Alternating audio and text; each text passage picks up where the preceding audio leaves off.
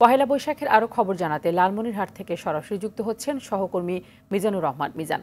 মিজান, শুভ নববর্ষ। একটু জানাবেন পহেলা বৈশাখ ঘিরে দিনব্যাপী কি আয়োজন চলছে আপনাদের সেই এলাকায়? জি তানি, আপনাকে অসংখ্য ধন্যবাদ।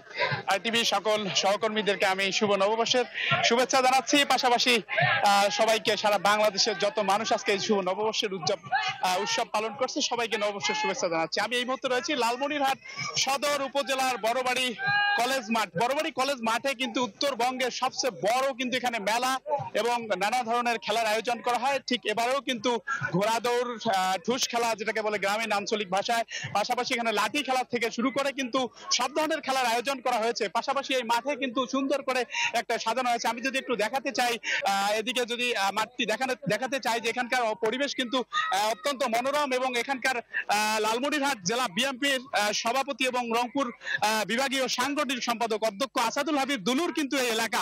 তিনি কিন্তু এই মাঠে প্রতিবারে কিন্তু এই মেলার আয়োজন করেন এবং পাশাপাশি নানা ধরনের সাংস্কৃতিক অনুষ্ঠান কিন্তু এখানে আয়োজন করা হয়। আমি একটু যদি এদিকে দেখিয়ে রাখতে চাই, এখানকার কিন্তু একদম জমজমাট ভাবে সাধারণ দর্শনার্থী যারা এসেছেন তারা সবাই কিন্তু এখানে অলরেডি এসে উপস্থিত হয়েছেন এবং তারা তাদের বর্ষবরণ এবং তাদের যে 1432 আনন্দ উৎসব সেটি কিন্তু তারা পালন করছেন। দর্শক,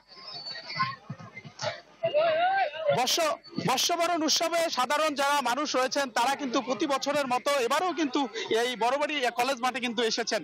তো এখানকার মানুষ সব মিলে কিন্তু সকালবেলা পান্তা খেয়ে সারাদিন এখানে উৎসব উদযাপন করবেন এবং তাদের আনন্দঘন মুহূর্ত তারা এখানে পালন করবেন। ধন্যবাদ আপনাকে।